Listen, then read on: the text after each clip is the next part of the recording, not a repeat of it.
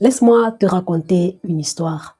Un jour, j'étais déjà en Espagne depuis quelques années et en parlant avec ma petite sœur, nous avons eu le projet de faire en sorte qu'elle aussi elle puisse voyager pour venir finir ses études ici en Espagne. Et ça a commencé comme un très grand périple, une aventure. Il fallait trouver l'école, il fallait qu'elle soit inscrite, il fallait commencer les démarches pour le visa. Et ça devenait de plus en plus intense. Et on a commencé les démarches et tout. Et pendant cette période où on a commencé les démarches, j'ai eu un, deux, peut-être trois songes récurrents où je voyais ma petite sœur avec moi ici, ou bien je la voyais en train de voyager avec moi. Donc, on prenait ensemble l'avion, on allait prendre l'escalator, on montait, on avait les bagages. Et je me suis dit, c'est un peu compliqué. Moi, je ne pense pas que je vais aller la chercher. Je crois qu'elle va venir me retrouver. C'est ça le projet, c'est ça le plan. Mais je voyais plusieurs fois ces songes-là où elle et moi, on voyageait ensemble. Je me suis dit, ah, peut-être quand elle va venir, on va peut-être faire mes voyages que je fais souvent avec elle. Mais ça ne s'était pas clair. Donc, je me suis dit, mais qu'est-ce que ça signifie? Et on a commencé sa démarche et elle a eu son inscription à l'école, elle a eu sa lettre d'admission, on a payé et tout. Et ensuite, il fallait faire la démarche du visa. On a déposé le visa et après, elle n'a pas pu avoir le visa parce que bon, le temps était passé. L'école a dit, bon, il faut que tu refasses notre demande d'admission pour l'année prochaine. Donc, on a patienté. L'ambassade était fermée à un moment donné. Donc, on a patienté, on a recommencé le projet l'année qui a suivi. On a refait la lettre d'admission. On a redemandé, on a refait toute la démarche. Et ça s'est bien passé. Il fallait encore repartir pour le visa. Et on a déposé le visa. 1 mois, 2 mois, 3 mois, 4 mois. Pas de réponse. Quelque chose qui normalement doit sortir en 3 semaines. Ça fait 4 mois, il n'y avait pas de réponse. Et cette fois, elle était venue un peu plus en avance parce qu'elle devait commencer l'école en septembre. Mais elle a déposé le visa peut-être en mars par là. Et en juin, elle n'a toujours pas de réponse. Donc, un jour, je me suis levée le matin, j'ai prié. Et après, quand j'ai fini de prier, j'ai juste entendu dans mon esprit, qu'est-ce que tu fais là? Et c'est pas comme si j'ai entendu une voix audible, c'est pas une voix audible, c'est juste quelque chose qui s'est imprimé dans mon cœur. Et, euh, et généralement, quand c'est comme ça, je dois faire ça parce que je sens que Dieu est en train de me dire quelque chose. Et cette voix s'est imprimée dans mon cœur et je me suis dit, mais qu'est-ce que je fais là? Il était 6 heures. Quand j'ai regardé ma montre, il était peut-être 6h20, 6h15. Et c'est comme si j'ai eu une pression dans mon cœur de voyager, en fait, d'aller au pays afin de... Je sais même pas ce que je m'étais fait. En fait, je me suis enlevée, j'ai dit, OK, il faut que je prenne un billet. Et j'avais même pas assez dans mon compte pour prendre un billet aller-retour. Donc, j'ai regardé et j'ai pris un aller simple, le même jour. Après, je me suis dit, non, pourquoi j'ai hâte de faire ça? Peut-être c'est mieux, je vais aller demain. Parce que je me suis jamais couchée sans savoir que je voyage demain. Et c'était un long voyage quand même. Et donc, j'ai quand même pris le temps, j'ai pris le billet. À 11 heures, j'étais à l'aéroport. À 22 heures, j'avais atterri au pays. Et quand j'arrive devant euh, à la sortie, tu vois, la sortie du tunnel. Je vois un monsieur qui est là, un homme caucasien, qui attend son épouse, avec qui on a voyagé, naturellement. Donc, je passe là et après, je m'en vais attendre mes bagages au niveau de la sortie. Et arrivé là, on attend les bagages. Et là, les bagages tardent. Ça vient pas trop vite. Donc, je le vois en train de discuter avec ta femme et ils sont en train de parler en espagnol. Mais c'est ma langue. Donc, je dis, ah, ils sont en train de parler en espagnol. Donc, je m'approche. Je dis, ah, bonjour. Et on commence à causer, on discute, on sympathise. Et on a parlé de tout et de rien, de beaucoup de choses. Et là, il me dit, ah, mais en ce moment, j'ai un projet et tout. Il me parle de son projet. Et il dit, ah, mais oui, moi, je suis en train de faire ça, ça, ça et je peux t'aider. Il me dit, ah, est-ce que tu peux m'aider à faire ça, ça, ça, ça. Il m'a donné des trucs qu'il voulait que je l'aide à faire quand je retourne. Il dit, non, sans souci, quand je rentre, je vais t'aider à faire ça et je pourrais t'envoyer après. Il me dit, d'accord, super. Et c'est comme ça qu'on se sépare. Je n'ai même pas eu son numéro.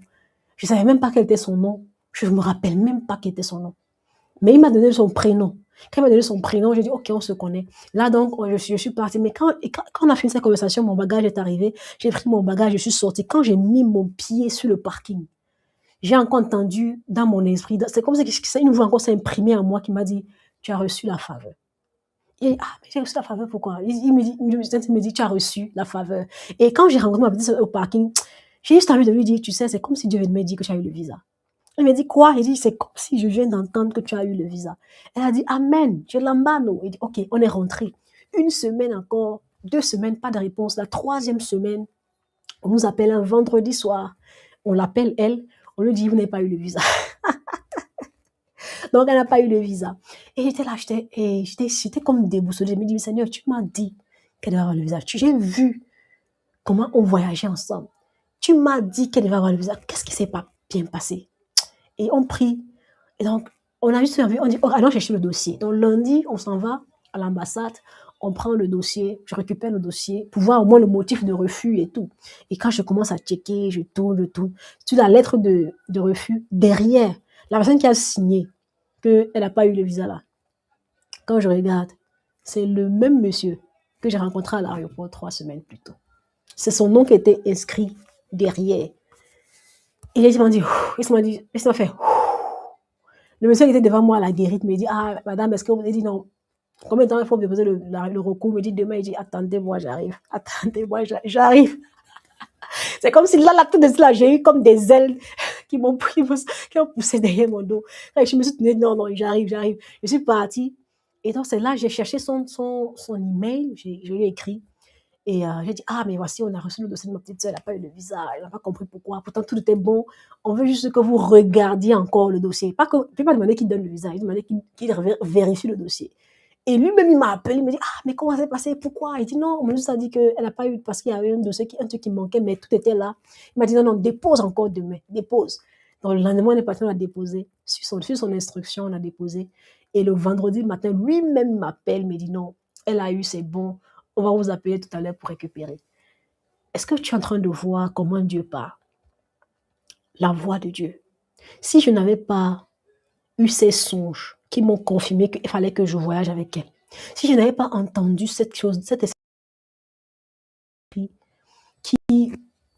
qui m'avait donné la conviction de prendre un billet d'avion sans savoir même pourquoi et de partir afin de rencontrer. Si j'avais voyagé le lendemain, ça n'avait pas marché. Si j'avais voyagé avant, je n'allais pas le voir. Il fallait que j'y sois ce jour-là pour le rencontrer afin de pouvoir avoir ce temps, discuter avec lui, sympathiser avec lui et son épouse et accepter de lui rendre un service complètement gratuitement par sympathie, sans savoir qui il était, pour que ma petite sœur ait une chance qu'on revoie son dossier et qu'on lui donne. Le jour où on allait chercher le visa, on nous demandait pardon. Madame, nous sommes désolés, nous ne savions pas. Oh, il n'y avait pas de personnel pour checker, ça fait des mois, nous sommes désolés vraiment et tout. Il nous demandait pardon, donnez-nous le passeport, seulement donnez-nous le passeport. Donc, il nous suppliait pour nous donner le visa. Donc, il faut que tu entendes la voix de Dieu. Il faut que tu saches reconnaître comment Dieu te parle.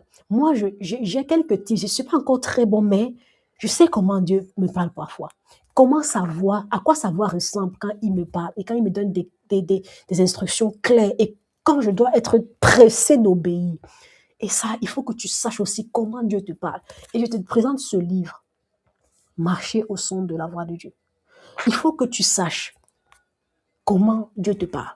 Il faut que tu saches quand est-ce que je te parle. Il faut que tu sois à même de reconnaître sa voix, le timbre de sa voix, le grain de son accent. Comment est-ce qu'il t'adresse la parole? Moi, c'est pas des songes, des visions. C'est pas des impressions qui s'impriment dans mon âme, qui s'expriment dans mon esprit, pardon. Et je sais que ici, c'est pas moi-même. C'est pas une pensée anodine, c'est Dieu. Et j'obéis. Et quand j'obéis, je vois la différence. Donc toi aussi, il faut que tu aies ces différentes clés. Et c'est dans ce livre aussi que je te présente encore aujourd'hui. Il faut que tu le saches. Et aujourd'hui, particulièrement dans cette deuxième vidéo que je fais sur ce livre, je vais te parler des postures. Je vais te parler non pas des postures, de deux bases. D'accord? De deux bases. Deux grandes bases pour entendre efficacement la voix de Dieu. L'apôtre Mohamed ici donne des bases. Parce que tu vois, comment j'ai fait pour avoir la certitude que c'était Dieu qui me donnait des instructions par rapport au voyage de ma petite sœur. Il y a des bases, il y a une posture à avoir. Et la première chose, c'est qu'il faut que tu saches ce que c'est que les postures. Habakkuk 2, chapitre 2, verset 1 dit, « J'étais à mon poste, je me tenais sur la tour, je veillais pour voir ce que l'Éternel me dirait et ce que je répliquerais après ma plainte. » Il y a une posture à avoir devant la face de Dieu pour pouvoir entendre sa voix. Ce n'est pas toujours une posture physique, c'est une posture qui se passe dans ton esprit, dans ton âme. Et il faut que tu puisses les appliquer parce que c'est aussi spirituel. C'est vrai que parfois tu te mets à genoux devant Dieu, c'est une bonne posture aussi d'humilité, d'humiliation devant lui, de pipto, ou de nafal. Mais il y a aussi une posture spirituelle. Il y a aussi une posture spirituelle. Et donc, je t'ai déjà parlé des axes, des différents axes de la voix de Dieu. Maintenant, ici, c'est la disposition que tu dois avoir à écouter et à obéir. Parce que si le Saint-Esprit sait déjà que toi là, quand on te parle, c'est comme si tu n'entends pas. C'est-à-dire, si on te parle, tu n'obéis jamais. Pourquoi il va te parler? Pourquoi il va te parler? À un moment donné, il va plus te parler. Mais s'il sait que à chaque fois qu'il t'a parlé, tu as obéi, ou bien tu obéis toujours à 90%, il va toujours continuer de te parler. Donc, il faut que tu aies une posture, non seulement d'humilité, mais aussi d'obéissance. Que tu sois quelqu'un qui obéisse à la voix de Dieu toujours. Qui soit toujours à même à obéir à sa voix. Qui ne soit jamais un homme, c'est-à-dire un courroide, un gars qui n'obéit pas, un têtu. Sinon, comment tu vas entendre sa voix? Il veut te parler. Il veut te donner des instructions. Tu as besoin d'entendre sa voix pour ton travail, pour ton boulot. Tu as besoin d'entendre sa voix pour ta famille, pour tes enfants. Tu as besoin d'entendre sa voix pour pouvoir choisir ton conjoint. Tu as besoin d'entendre sa voix pour pouvoir faire les bons choix dans la vie quotidienne. Mais si toi, tu es quelqu'un qui n'obéit jamais, comment tu vas entendre sa voix? Il faut avoir la posture d'humilité et d'obéissance. Qu'il sache qu'à chaque fois que je parle, si elle a entendu, elle va obéir. S'il a entendu, il obéira. Et quand c'est dans ton esprit, ça s'est imprégné en toi comme ça, tu vas te rendre compte que tu entends constamment Dieu te parler. Il te dit, va évangéliser. Tous les jours, tu es à la maison, tu ne veux pas évangéliser. Il te dit, non, je veux que tu prêches l'évangile, que tu parles aux gens, que tu encourages, que tu exhortes. Mais toi, tu ne fais jamais ça. Comment tu veux qu'il te parle sur ta vie? Si tu n'obéis pas sur les petites choses qu'il veut que tu fasses pour lui, il veut que tu obéisses. Donc, il y a la disposition à écouter et à obéir, et il y a la posture spirituelle. Alors, regarde, là, le pasteur dit, la voix de Dieu est toujours active sur la terre, mais l'homme n'y prend point garde. Ça veut dire que Dieu parle, tantôt d'une façon, tantôt d'une autre, mais l'homme n'y prend point garde. Ça veut dire que il m'a parlé par des songes, par l'exemple que je t'ai donné, par des songes et par des impressions, par une voix que j'ai vue qui était imprimée en moi. C'est comme ça qu'il m'a parlé. Et quand je suis arrivée, même, j'aurais pu rater, quand je suis arrivée même devant à l'aéroport, j'aurais pu ne pas parler à ce monsieur et passer. Mais juste de la disposition de cœur à aimer les gens, c'est-à-dire à aller vers les gens, même pour rien. Que tu sois quelqu'un qui aime les gens et la disposition à te rapprocher de tes personnes, ça peut te sauver, ça m'a sauvé, ça nous a sauvés, ça nous a donné le visa. Donc, il y a une grâce à avoir la posture qu'il faut, toujours quand il faut, qui fait que tu entends la voix de Dieu et elle te sauve. C'est une instruction que tu reçois dans ton âme, dans ton esprit, qui te sort des situations compliquées. Et Dieu a toujours une instruction pour nous, à chaque moment de la vie. Ça, c'était un exemple parmi tant d'autres. J'en ai beaucoup de temps où j'ai senti que c'était Dieu qui me parlait. Et même si je ne savais pas ce que c'était, j'ai juste obéi et j'ai vu le résultat était extraordinaire. Extraordinaire. Extraordinaire. Donc, marcher au son de sa voix, là, c'est constamment avoir la disposition de cœur d'obéissance. Que tu te lèves un matin, Dieu te dit, prends la billet d'avion et va en Chine. Tu ne réfléchis pas que la Chine, on parle chinois là-bas, comment je fais, où est l'argent, tu obéis et tu pars. Ça, c'est un niveau où tu vas entendre la voix de Dieu de façon constante, continuelle. Constante et continuelle. Et c'est à ce niveau-là que nous aspirons, bien-aimés. Parce que, tu vois, aujourd'hui, beaucoup de personnes aujourd'hui se plaignent parce qu'ils font de mauvais choix. Ils ratent les bonnes opportunités. Ils ne sont pas au bon endroit au bon moment. Tout simplement parce qu'ils n'ont pas su décrypter la voix de Dieu. Mais c'est pourquoi la cause, c'est pas seulement décrypter, c'est pas seulement décrypter la voix de Dieu. La cause, c'est aussi tout simplement avoir la disposition de cœur qu'il faut pour entendre sa voix. Avoir la posture pour entendre sa voix. Il dit, si tu n'es pas dans la bonne position, tu n'entendras pas Dieu. Quand bien même tu serais dans la bonne position, il te faudra les bonnes dispositions pour comprendre et agir selon ce que tu recevras. Posture et disposition, ça c'est deux choses. Un, la posture, une posture d'humilité, ouverte, un cœur ouvert qui veut accueillir la parole. 2, la disposition à obéir. Donc, il y a 2 bases. Comme je t'ai dit au début, il y a 2 bases pour entendre efficacement la voix de Dieu. Tu as vu, je me suis levée le matin, j'ai prié. Et quand j'ai fini ma méditation matinale, ma prière du matin, Dieu m'a parlé. Il y avait une posture. J'aurais pu dire, ce matin, je ne prie pas. Je veux passer à ma journée rapidement et tu commences à faire ce que tu veux faire. Et tu rates l'instruction. Mais je me suis levée, j'ai fait ce que je dois faire chaque matin. Être dans sa présence, entendre sa voix, lui parler, qu'il me parle aussi.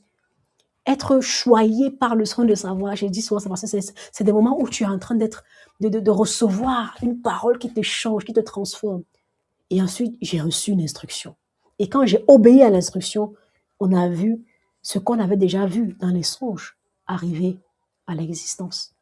Donc, il y a une posture, mais il y a aussi une disposition.